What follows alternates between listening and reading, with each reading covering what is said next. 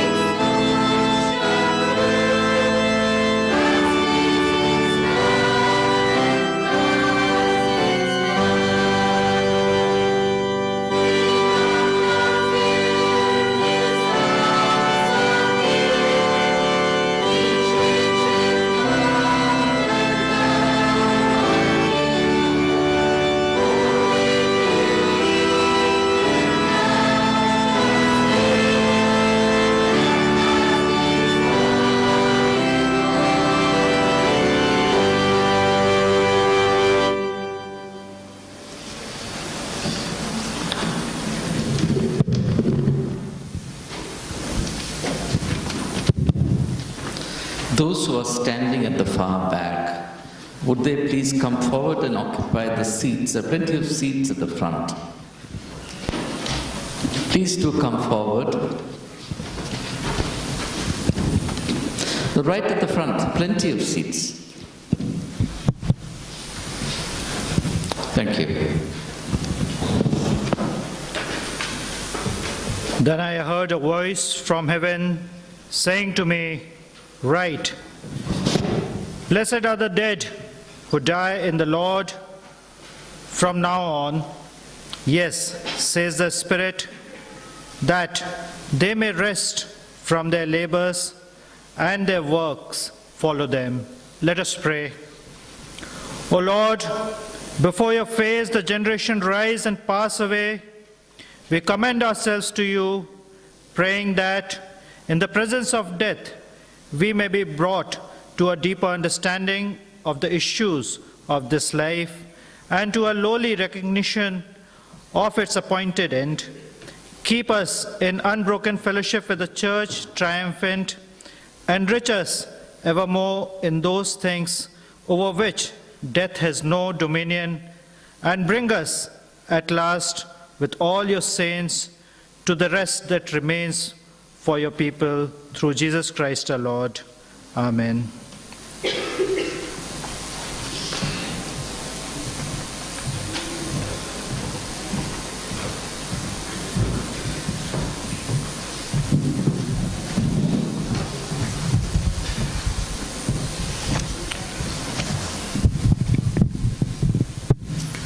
I'm extremely thankful for this opportunity to speak today.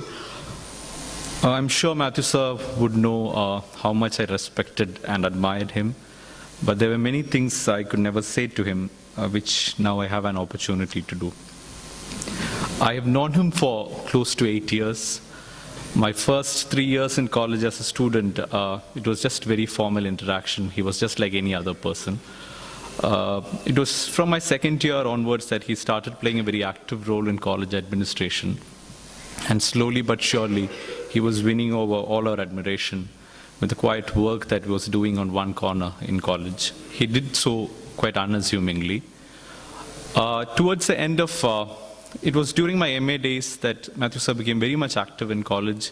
We started having a lot of conversation, still a very informal relationship. Towards the end of my MA second year, he asked me what my plans were. And I told eventually I wanted to teach. And he said, you should come back to college. And I wasn't very sure then. He said, sir, maybe a PhD now. But he was like, give college a try for a couple of years. You won't go anywhere else. You can do your PhD later, he told me. And when I was offered my first teaching job by the principal, he was among the first whom I called up and informed about the job. And from there on started a very special journey for me. Getting to know a person, an amazing gentleman, a perfect gentleman. We had lengthy discussions almost every single day about every tiny aspect of college, and Mathew sir had grand plans about college. About every simple thing that he saw around, whether it was the college office, whether it was the gardens, the estate office, the bursar's office, the dean's office, the mess. He had plans for everything, and I can assure you he hasn't done even 1/10 of what he planned. And it is this that defines Mathew sir for me, just the work, the sheer quantity and quality of work that he did for college. And through this work, he showed how much he loved college.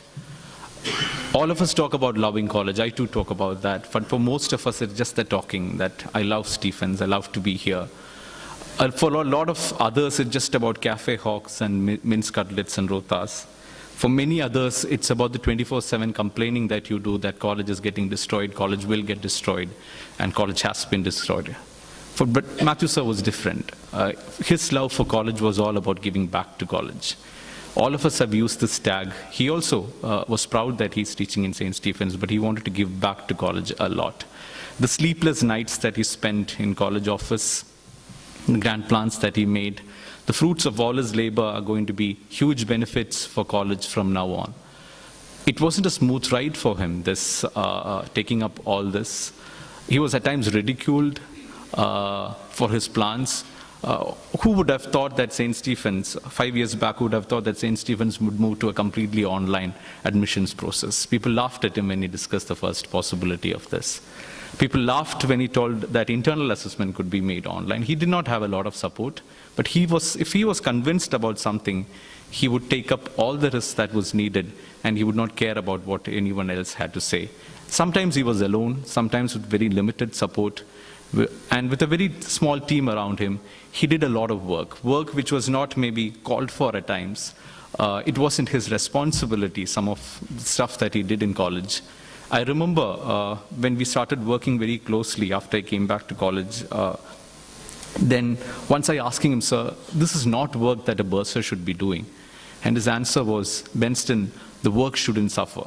The office might tell us that they're not familiar with Excel, they can't do this, they can't do that, but the work shouldn't suffer. Yes, we might have to spend 2 more hours in the college office, but let's do it for the sake of college. And every single person in college has benefited from all the work that he has done over here. The other day I overheard Vasanta ma'am making arrangements for this memorial service, and she was going through the personal file of Mathew sir. And a comment was, Sir ne to college mein sab kuch kiya hai. And that was exactly what he was. With his young age itself, he had been tutor of admissions, the dean, the bursar, staff advisor, has done research projects, has done other work with students. He had done almost everything that could actually be done in college. His hard work, his integrity is what set him apart from most of the others in college. He was graceful in disagreement.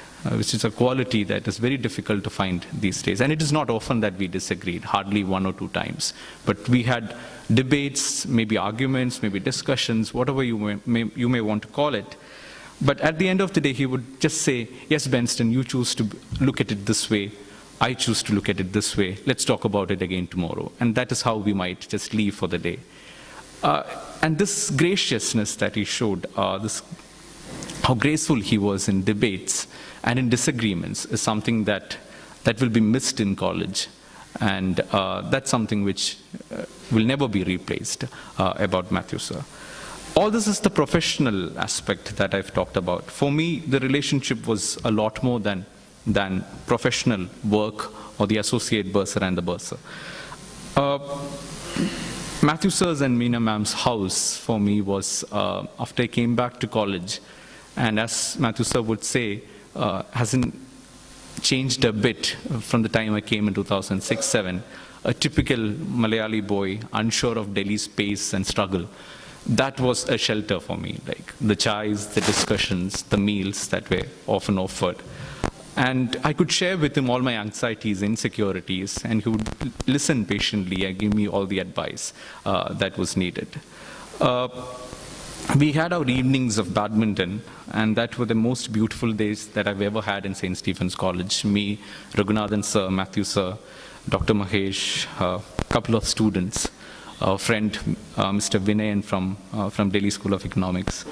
These were the few people who made a big difference, among the few who made a big difference in my life over here. And those evenings were really special.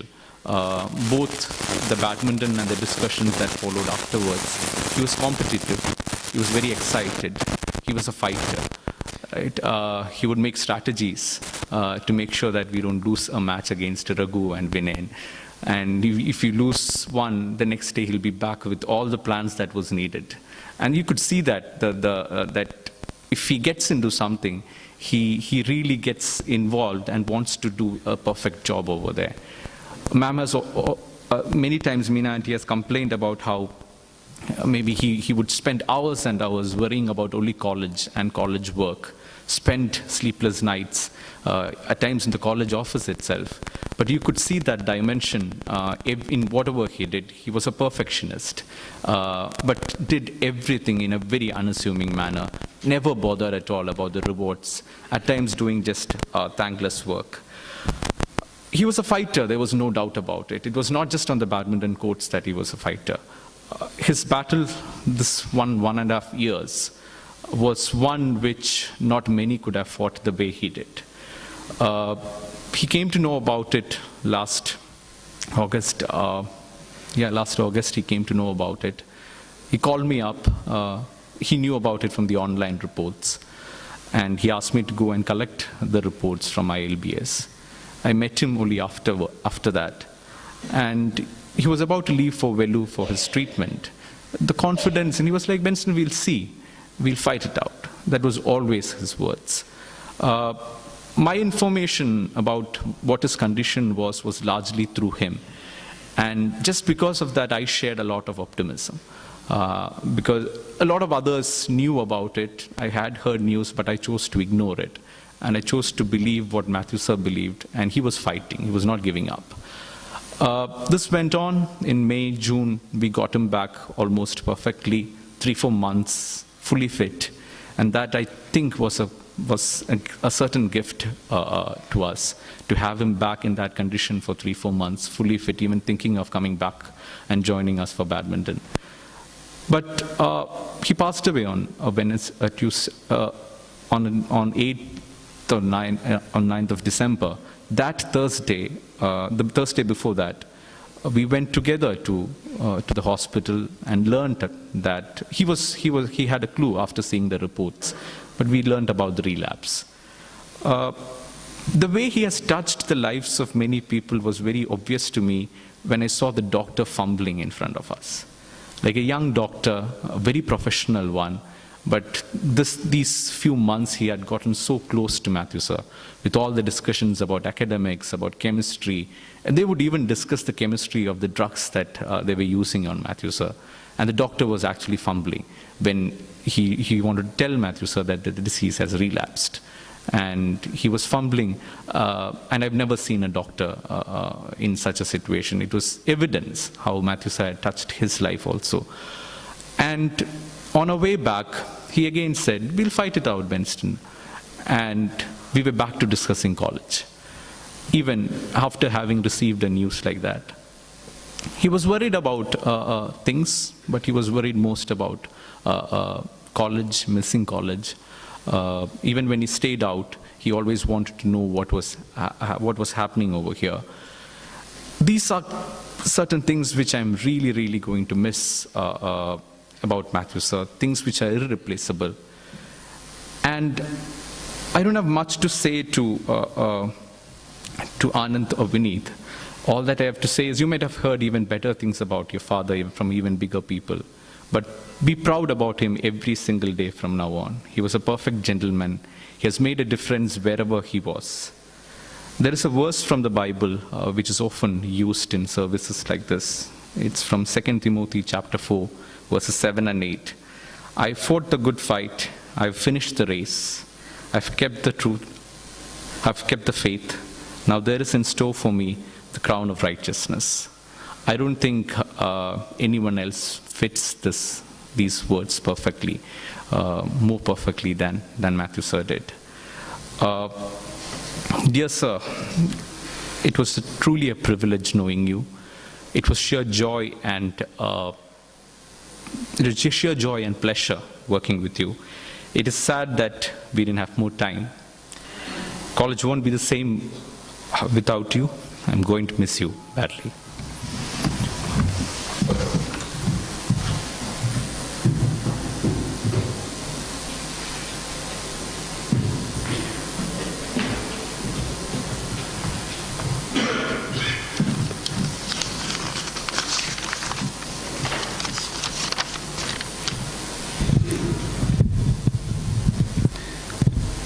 आदरणीय उपाचार्य महोदय, उपस्थित विभागाध्यक्ष, शिक्षकगण, सभी विभागों के कर्मचारीगण, समस्त छात्र एवं छात्राओं,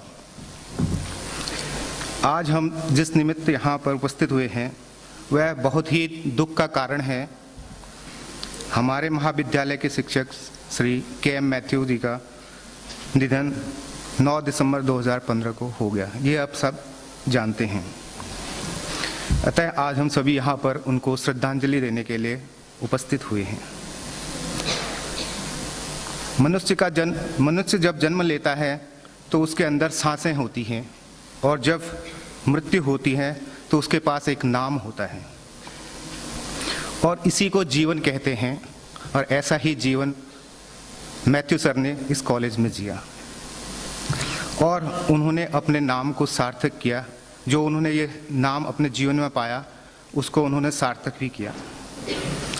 मैथ्यू साहब ने 16 जुलाई 1985 को महाविद्यालय में अध्यापन का कार्य प्रारंभ किया, और उन्होंने सतत 30 वर्षों से भी अधिक महाविद्यालय में पठन पाठन का कार्य किया।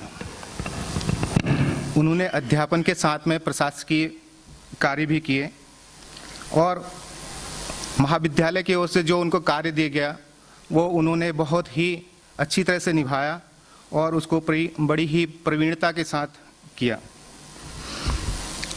जब वो कॉलेज के वर्जर बने थे तो नए थे, तो उस समय उन्होंने हम सभी को बुला के कहा कि भाई मैं नया हूँ और आप लोगों का सहयोग मुझे इसमें चाहिए।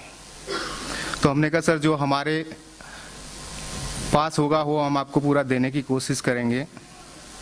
यद्यपि वो अकाउंट्स और ऑडिट से का पूर्व उनमें कोई अनुभव नहीं था, लेकिन उनमें सीखने की बहुत बड़ी जिज्ञासा थी। वो हर चीज़ को बहुत ही बारीकी से सीखते थे, और जब तक उस विषय को अच्छी तरह से समझ नहीं लेते थे तब तक उसको छोड़ते भी नहीं थे। और कई बार उनसे बहुत सी बातों पर, जैसा कि बेंस्टन सर ने कहा, डिस्कशन होता था। तो एक बार कॉलेज में, क्योंकि मैं अकाउंट्स में हूँ, तो उन्होंने अकाउंट्स के बारे में हमारा ज़्यादा डिस्कशन रहता था। तो एक बार उन्होंने कहा कि हिमराज मुझे ये बताइए कि जो ये अकाउंटिंग मेथड है वो क्या है। तो मैंने सर उनको कहा कि ये बहुत सी चीज़ें हैं इसमें ऐसा। तो उन्होंने कहा एक जो ये कह रहे हैं कि एक्रूअल बेसिस और कैश बेसिस क्या होता है। तो मैंने सर से कहा सर ये तो अकाउंट्स की भाषा है, आप कह रहे अच्छा अच्छा ठीक है आप छोड़ दीजिए, मैं कल आपसे बात करूँगा। तो जब हम कल अगले दिन मिले तो सर ने सारी चीज़ें मुझे ऐसे समझाई जैसे मैं उनसे सीखने के लिए गया हूँ। यही उनकी एक बहुत खासियत थी, और ये खासियत और ये उनकी जो क्षमता थी वो बहुत अद्भुत थी। वो चीज़ों को बहुत दिल से सीखते थे, और उसी का नतीजा ये रहा कि हमें उनसे बहुत कुछ सीखने की, हमने बहुत कुछ उनसे सीखा और बहुत कुछ समझा। अपनी क्षमता का वो बहुत अच्छा उपयोग करते थे, और अपनी क्षमताओं से ही उन्हें महाविद्यालय में ऑनलाइन एडमिशन, इंटरनल असेसमेंट आदि का बहुत ही अच्छी तरह से, बहुत ही सरल और सुगम बनाने में बहुत ही अत्यंत महत्वपूर्ण भूमिका निभाई। मैथ्यू साहब एक मिलनसार इंसान थे, और वे सभी का दुख दर्द अच्छी तरह से समझते थे, और अपनी सीमा में और कई बार सीमा से बाहर भी जाकर सहायता करते थे, और कभी भी सहायता करने में पीछे नहीं हटते थे। अब मैथ्यू साहब का जो आकस्मिक निधन हुआ है उससे उस क्षति को पूर्ण करना बहुत मुश्किल है, और हमेशा उनकी जो ये क्षति हुई है कॉलेज हमेशा उसको याद रखेगा, और उस क्षति को भर पाना शायद बहुत मुश्किल होगा। और अंत में मैं ज़्यादा न कहते हुए यही कहूँगा कि भगवान अपनी कृपा उनके परिवार पे बनाए रखें, और इस दुख की घड़ी में उनको दुख को सहने की शक्ति और क्षमता प्रदान करें, और भगवान हमारे कॉलेज पर भी जो है अपनी कृपा बनाए रखें, क्योंकि इस तरह की असामयिक जो चीज़ें हमारे कॉलेज में घटित हो रही हैं वो भी भविष्य में न हो। और इन्हीं शब्दों के साथ मैं अपनी वाणी को विराम देता हूँ। धन्यवाद।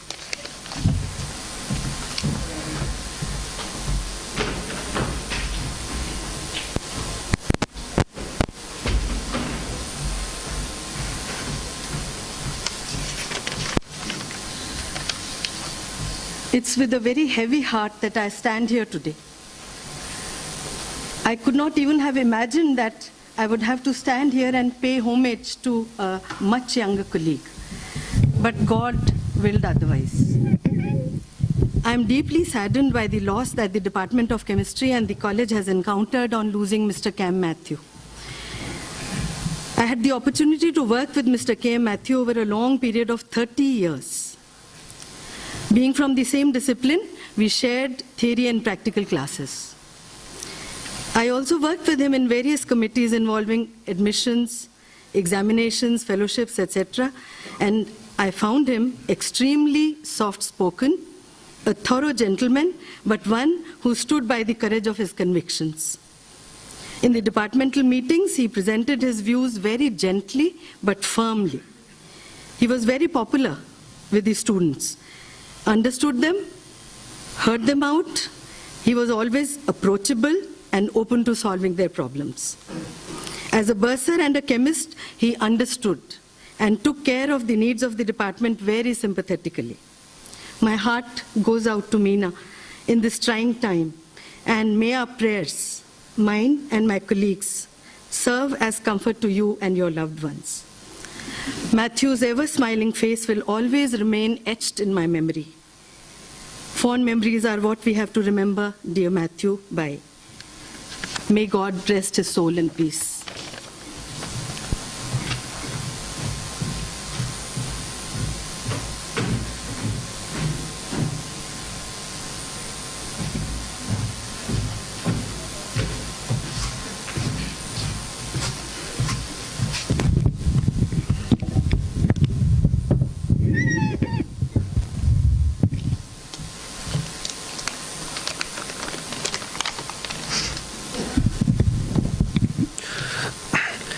Duty, honesty, respect.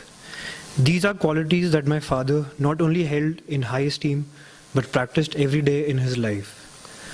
My life with him began in 1993. He was a great father, a person I would share everything with, a very loving father, a great support to my mother. He always was a great source of guidance to us and respected our independent thoughts and ideas. Patience and immense selflessness were one of his many qualities.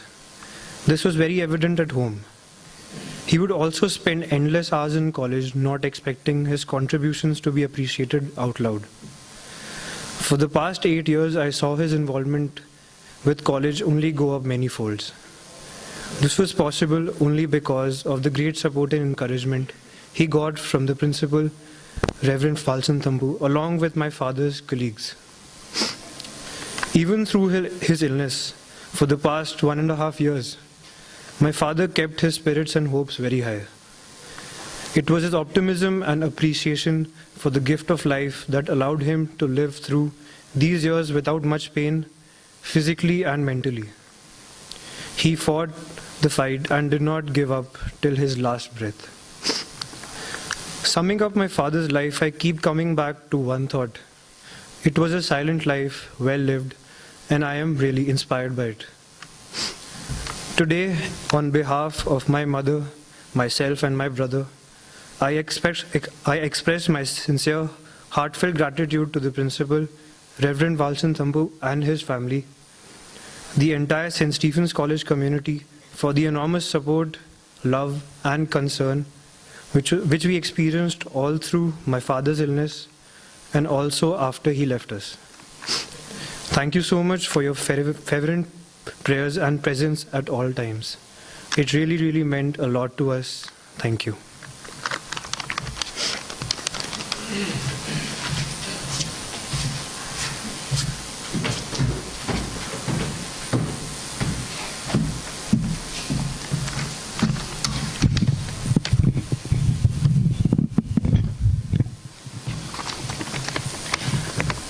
As we move about in this world in various phases of our lives, we come across many people. Some of them become very close. We begin to love them and respect them and develop strong emotional bonds with them. Mathew was certainly one of them. In the last few years, Mathew really impressed me with his quiet dedication to college. While he was thoroughly committed to college traditions, he contributed significantly to introducing many far-reaching changes here. He was willing to take responsibilities upon himself and did not look for reasons to shun them. He proved to be very tech-savvy and introduced the online system for admissions. Prior to that, admissions was a nightmare. Manual processing of thousands of forms was wrought with potential risks and was very time and energy consuming. And to me, it seems that Mathew, as if with a magic wand, made admissions a very smooth and simple affair. As the Associate Dean for Residence, he worked on digitalization of residence data. When he was sent from the Dean's office to the Bursar office, I was asked to step in, and it was then that I really got to learn a lot from him. He insisted that I learn to put the computer to better use. So he actually sat down and taught me how to prepare Excel sheets, to keep track of room allotment in residence. Also taught me how to prepare income and expenditure sheets. I was a slow learner, but he did not give up. My interaction with him increased due to my involvement with the building committee and the college purchase committee. We worked together on several projects, and I always found him to be very thorough, meticulous, and methodical. I think it was about a fortnight before his untimely departure, when he was already feeling very feeble and was not attending office, that I forced him to attend a meeting of the building committee to finalize some proposals for the college. I can't come to college, he almost pleaded with me over the phone. But then I'm coming to your house, I declared, and he did not say no. In that meeting held in his house, he was as eager, as attentive, as careful as ever before, and we could manage to do a lot of work. My last interaction with him was also forced upon him by me. This was in connection with some proposed new setup for college. I forced him to let me engage him in a discussion. Though he was not in a healthy state, he listened to all my arguments with due respect. He gave his responses, but agreed to take the discussion further.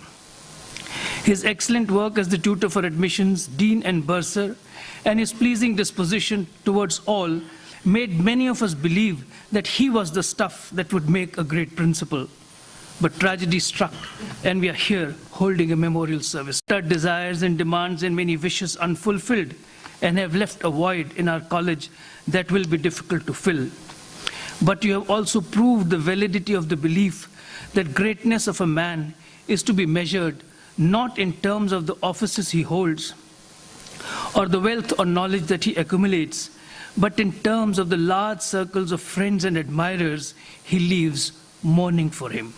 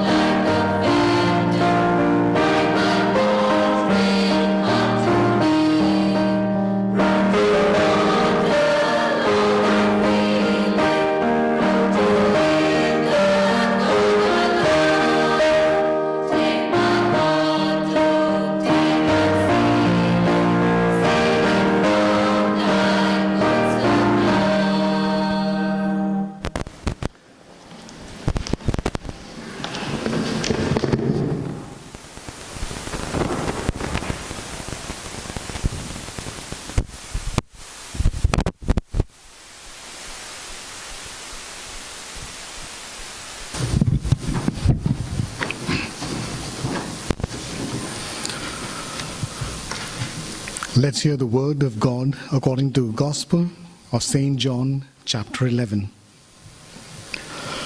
Now when Jesus came, he found that Lazarus had already been in the tomb for 4 days.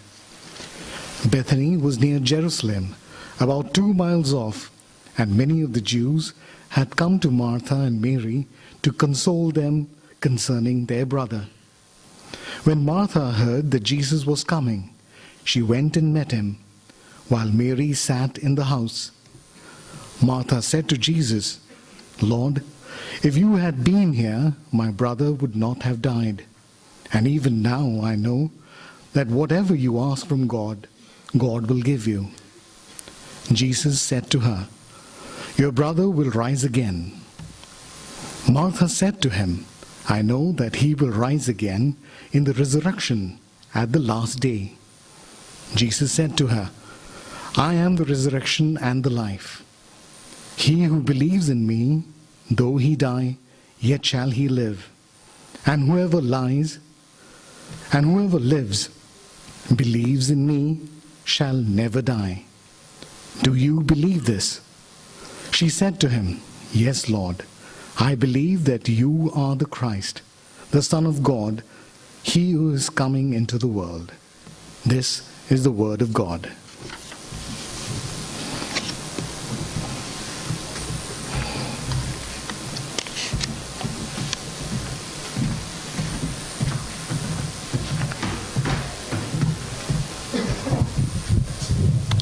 Can I have a little more light in the hall?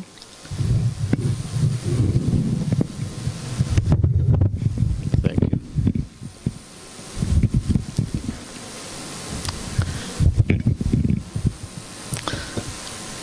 I wonder why all of you look so sad. I thought this was an occasion to rejoice,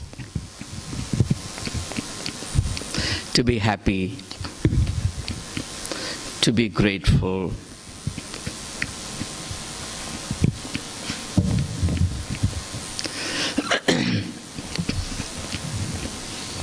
Of course, that depends a great deal on what we understand by life and death. Over the years, I've come to think of death as a very happy, welcome kind of experience, some kind of a celebration.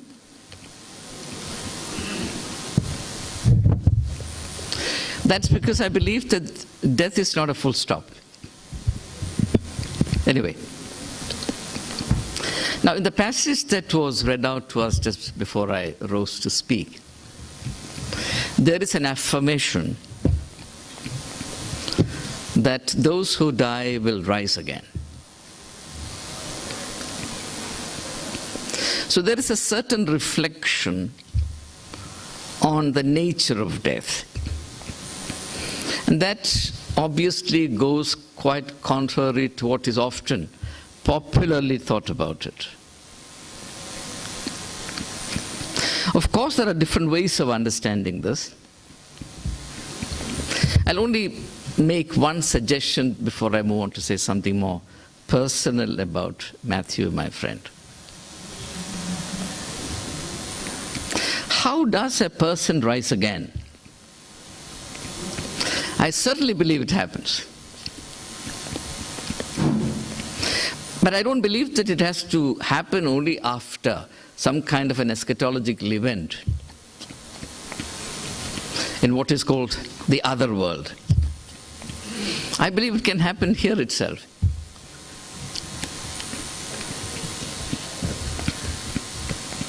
See, in our times, we are used to thinking of individuals in isolation from the community.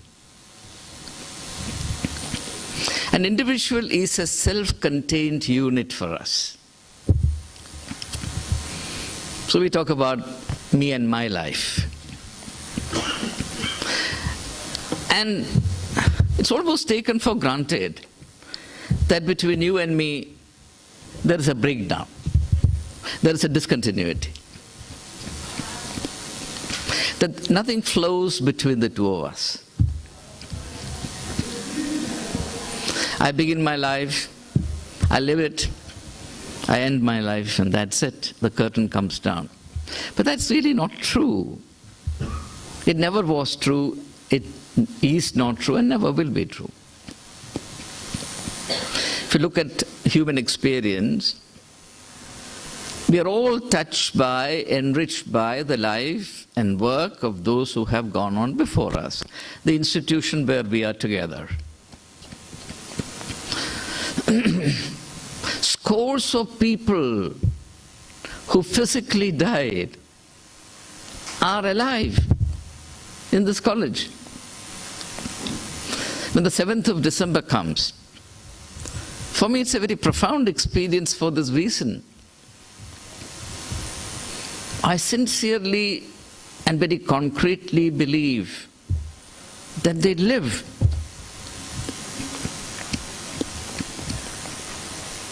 And it's because they live that we come under certain obligations,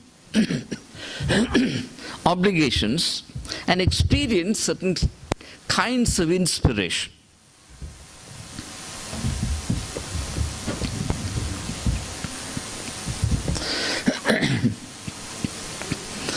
And I believe the greatest tribute we can pay to someone who has been part of our life, whether professionally or personally, is to know that they live. And they're not a shut book, a closed, concluded story. And about Matthew, this is the strongest feeling I get.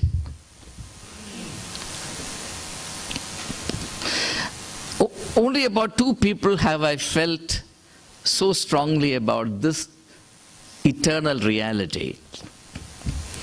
The first was my mother, who died in 1968, and the other is Mathew.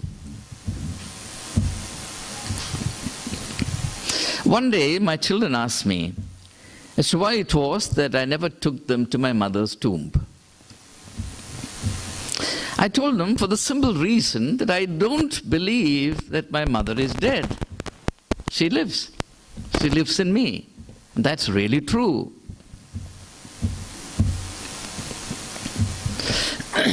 Therefore, I am not sentimental about death. I am not worried or scared of death.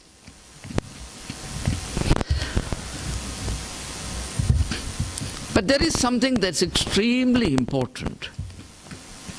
If you remember this passage, it's not about death actually, it's about life. The accent is on life. He will live, he will live, he will live. That's a repeated emphasis. It's all about life. It's actually about the imperishability of life. Therefore, I just want to share this reflection with you. There is absolutely nothing strange, unusual, or unnatural about anyone dying. Birth and death are 2 sides of the same coin. Just as we have no control over birth, our birth, we shall have no control over when we shall die, and how we shall die, where we shall die. Of course, being human, we do have our hopes. And I sincerely hoped that Mathew would not have to die before I left college. I sincerely hoped. But it was to be otherwise. But the life of Mathew bears witness to one important thing, which I knew all along. And it would be a pity if we were to lose sight of it. What is important is not when you die. What is important is how you live.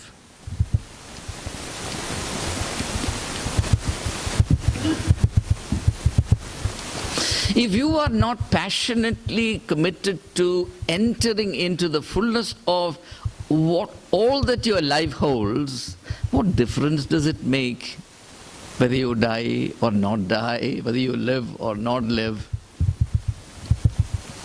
I really find it funny that people who care nothing for life become extremely sentimental when it comes to somebody's death. I find it dishonest.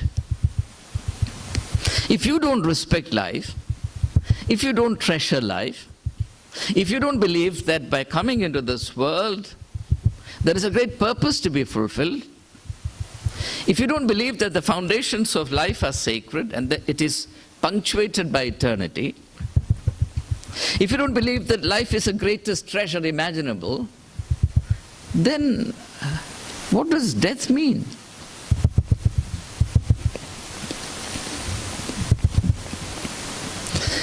Matthew was not sentimental about death. As Benston pointed out, he never, even unwittingly, even in an unguarded moment, he never asked the question, why has it happened to me? This is a question as a priest I've had to hear from so many people in the past, but not from Matthew. Never asked me the question. Actually, after Matthew's burial, one of his close friends came home and said to me, he said, "Father, you're a theologian. Therefore, you may know something about the mysteries of life and death. There is one question that is burning in my mind. Why Matthew?" But Matthew never asked that question.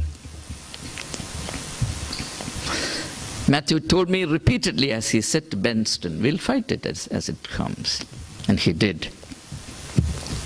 When Matthew was unwell and he went to Vellore for treatment, I had to be in Vellore to attend a meeting within a few days, and I joined him there.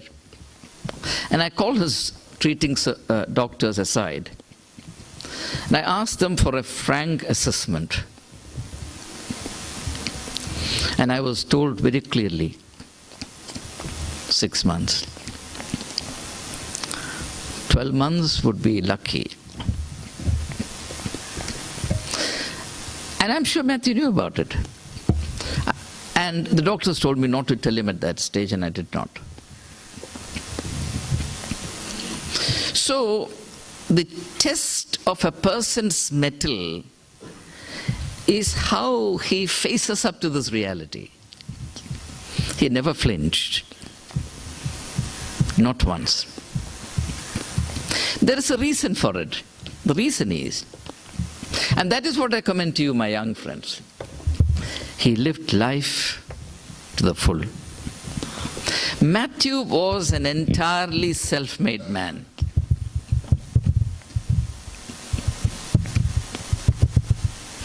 My only complaint about him was that he neglected himself.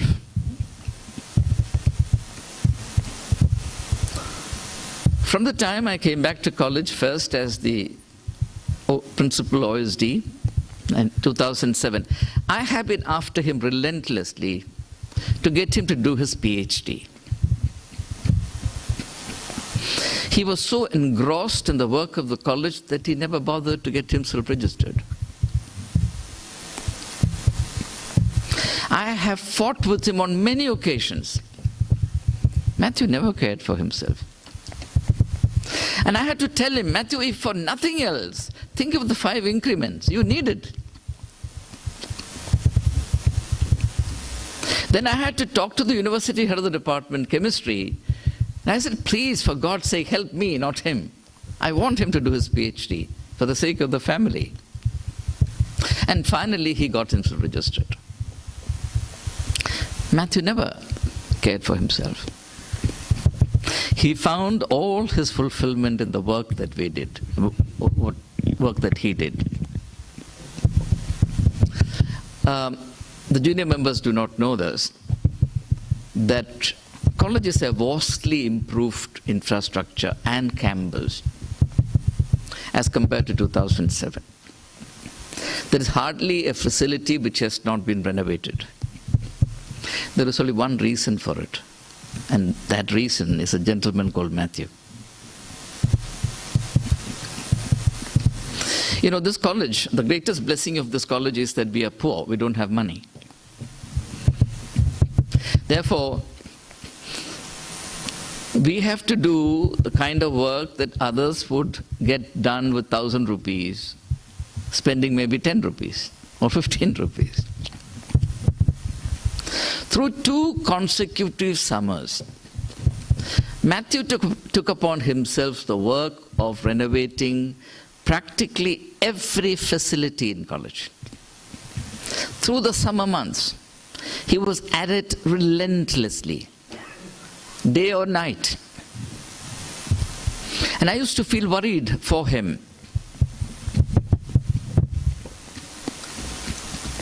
Just to give you one example,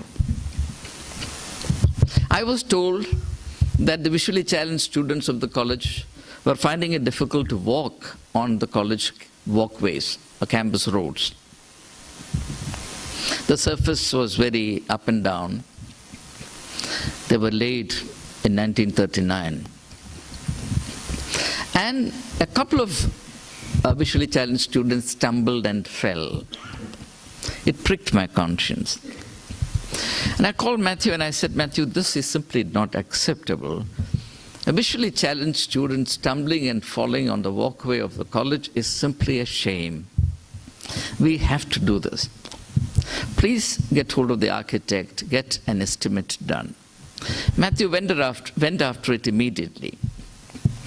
And the architect gave an estimate of 60 lakhs. I was shocked. I said, where are we to find 60 lakhs from? He said, all right, let's do this. You organize, he told me, you organize the material. The rest I will take care of. So I looked around and found that there was a Stephanian who ran a factory in Derebasi, Punjab, which specializes in these pavers. These are made with Australian technology, imported machines. And I had 12 trucks of these pavers bought straight from the factory at a huge discount, on top of which I got one truck free, one truck full free. Mathew went after engaging the labor on contract. Work started. It took the whole of summer. He was at it all the time.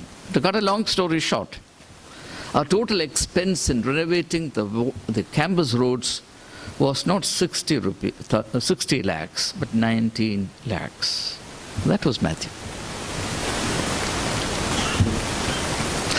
The financial saving that Mathew has effected for St. Stephen's College is an untold story. But it was all achieved at a huge personal cost.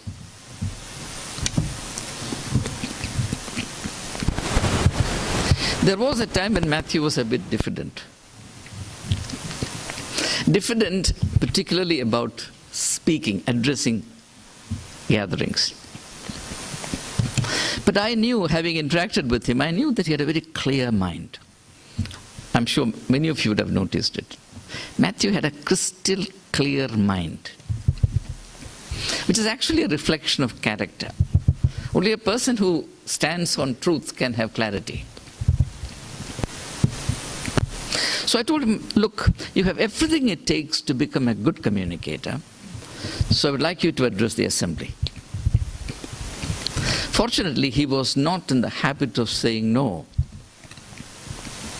At least to me, he never said no. But he said, give me a month's time. I said, take 2 months. And he spoke. How well he spoke. Because he was in the habit of doing whatever he did very thoroughly. He was never slovenly. He took whatever assignment was given to him with utmost earnestness, but never showed it. That's the beauty of it. There are people who make a big show of everything. After giving a talk, they would sit and, pretend that they have to burn the midnight oil, or the midnight oil had to burn them. Not Mathew. Then I took him to my office, and I had to appreciate the way he spoke. And thereafter, he was a regular speaker at the assembly. And I've had excellent feedback from students. His students loved him. And one thing that every student of his has told me is that Mathew sir makes us think. I believe that's very good in a teacher. That's a fundamental task of a teacher. One particular student who recently visited us from Cornell, who was a student, told me, just as we were discussing Mathew, he said, look, I used to go to him with problems. He would make me sit down, and by the time I would leave him, I would have solved the problem without ever feeling that Mathew sir helped me. He would so handle it as to make me feel that I solved the problem myself. That was very typical of Mathew. And I thought that was a very beautiful thing. You live and continue to live in the work that you do, my friends. There is a conviction of mine which I hold very dear to my heart, and that is,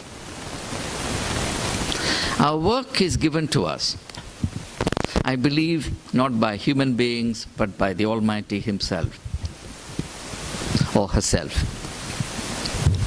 Our work is given to us that we may express ourselves. True self-expression happens through the work that we do. Mathew led an eloquent life. And that life will continue to speak in St. Stephen's College, so long as Stephanians do not become blind or deaf or both.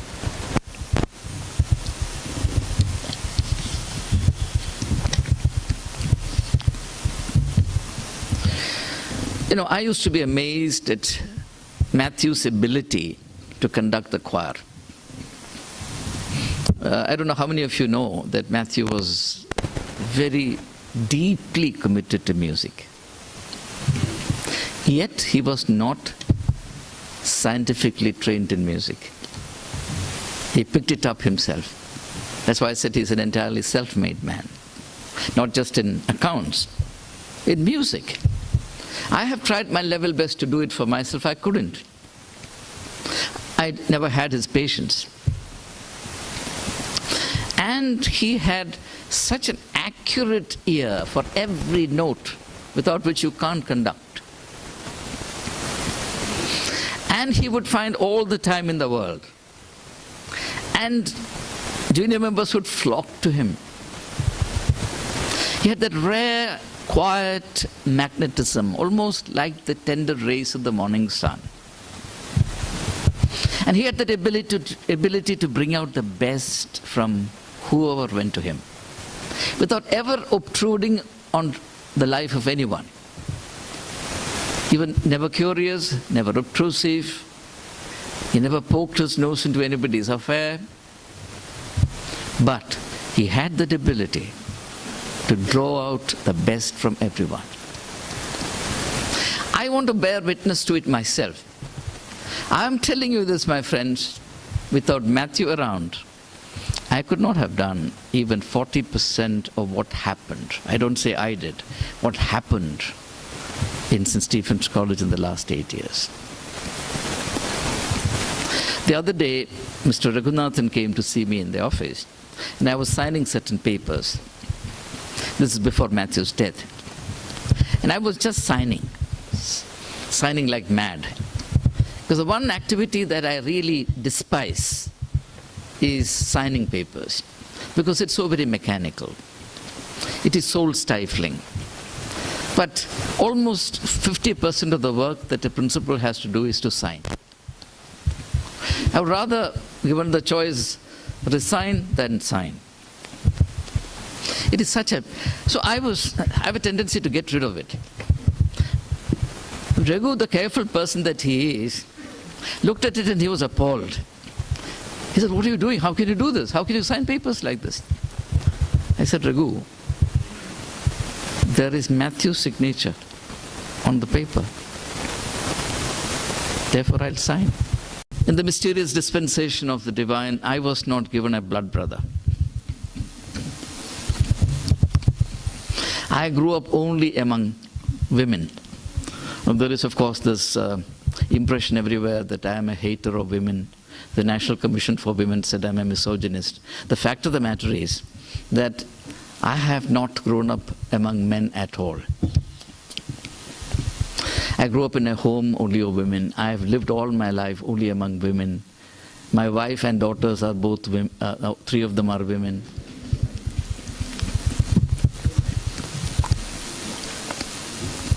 Therefore, and I'm making a confession to you which nobody knows. Mathew believed in telling the truth, so I might as well do it. And even though I'm a priest, I must still tell the truth. Because I grew up in this fashion, I have not developed the skill of dealing with men. I'm actually comfortable only with women. I'm telling you the truth. I don't know why women despise me. But I love them. I'm most comfortable with women. But I felt perfectly at home with Mathew. As though he was my blood brother. As though we were raised in the same family. We have had differences of opinion. Sometimes serious arguments. But he would at the end of it say, well, you are the head of the institution. It's my duty to tell you that this is what I feel. You take the decision, I accept it. But I can say this to you, if Mathew said something to me by way of caution, 9 out of 10 I took it. Invariably I took it. So, it's a wonderful thing to have such a person with you to work together. And I believe that the fundamental principle of life is partnership. See, we often think of man-woman partnership, life partner. Now, every form of work is done best in partnership. Now, for example, my field is literature. Suppose I lecture on a text and someone else tutors students on that text. There are 2 ways of handling the situation. One is, I give my lectures and I say my work is over, and the other person does tutorials. That person says, yes, I have finished 2 or 3 tutorials, that's it, over. But there's another way of doing that work, and that is for the lecturer and the tutor to become partners in handling the text with students. It's a very different experience altogether for the students. Partnership is a beautiful principle. And I experienced the riches and beauty of the principle of partnership thanks to Mathew, more than anybody else under the sun. It was such a wonderful thing. That's why I'm saying, why are you looking sad? I'm very happy. I think of Mathew with immense happiness. Yes, of course, Meena will think differently because she has to feel about it in terms of, a vacuum in her life. I want to close, my friends, by thanking Meena. I mean, we talk about Mathew. The sacrifice Meena has made is awesome. I don't know how many times and for how many hours Meena got to see her husband or spend time with him because Mathew was college. In fact, several times I had to actually force him out of the office and say, go home.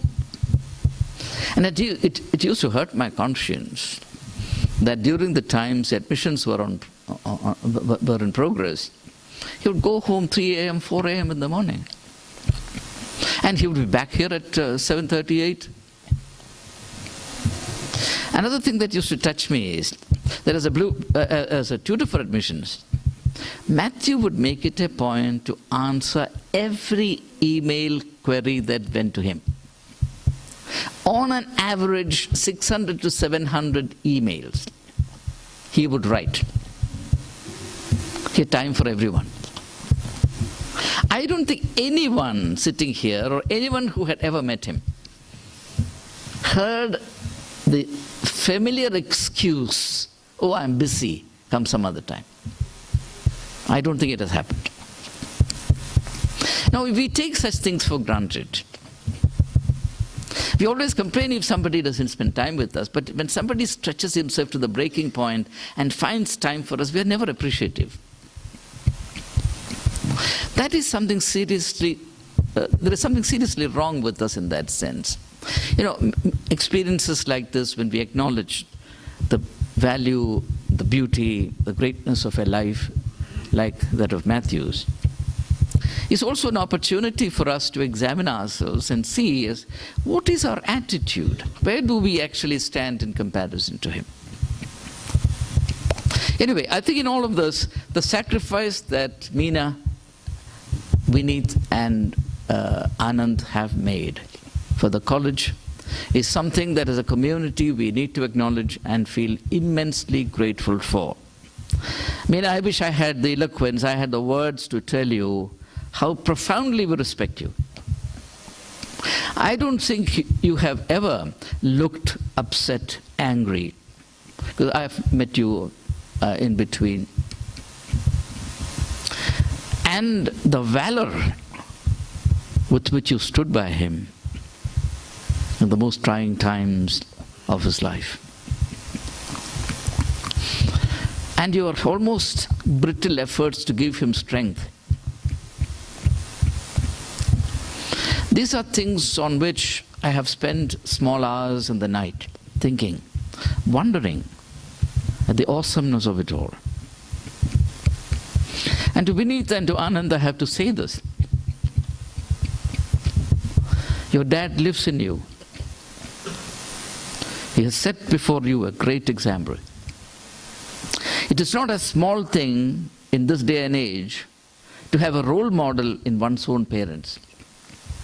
It's the greatest thing that can happen to young people. Not many people have that advantage. You have that advantage. And therefore you have no excuse. Your father endeavored to excel in all that he did. He did his very best to enrich the life of others. He was a caring human being. He believed that everything was possible. This community celebrates him. And I will celebrate him in my heart for as long as I live. And I commend your mother to you. Take good care of her. I request both of you to bring honor and glory to the name of your father, because he richly deserves it. And I also say the same thing to every young person who is listening to me this afternoon. Live to honor your parents, so that you don't have to weep insincere, hypocritical tears. Death is not an occasion of sadness. It's an occasion of thanksgiving. I sincerely believe it. It's for this reason, ladies and gentlemen, that I decided that the college will not close on the day Mathew died. The college continued its work. Because I believed, and believed sincerely, that it would have been an insult to a karma yogi like Mr. Mathew for us to put the pen down when he died. No, we must do more work. I said, when the time comes for me to die, I hope it does not affect anybody's work. Work is very important for us. Work is the way and the only way we have of saying thank you to everyone. So there we are. We thank God for giving us a life as beautiful as Matthew's. A life that was lived to the last minute. I've written something about my last meeting with Mathew, and I will not repeat. It was such an edifying, purifying experience for me. That's why I could not but write. And I pray that the fervor and the enthusiasm with which Mathew served St. Stephen's College would be emulated by everyone, including me. And that in our enthusiasm for college, in our willingness to serve, and in the gentle qualities of soul and character that we would bring to bear on the life of the college, Mathew will continue to live. May God Almighty grant strength and comfort to the family, to Meena and the children. And may all of us continue to cherish them in our own fashion as much as we can. Thank you.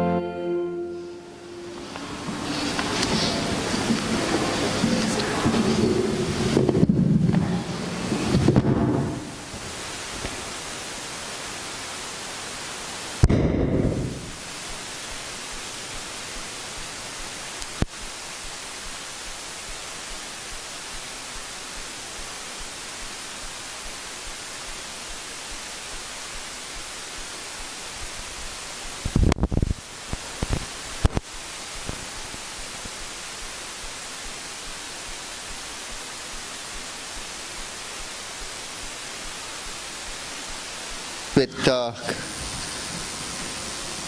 this service with the college prayer.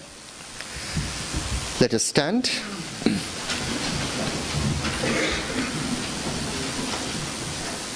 O God, the fountain of all blessings and the bestower of all grace and courage, who didst enable thy servant Saint Stephen to uphold thy eternal truth with honor and integrity, even to the point of death, enable us who draw sustenance from this college, which celebrates his name, to always value all your gifts and use them to your glory and for the service of our fellow beings.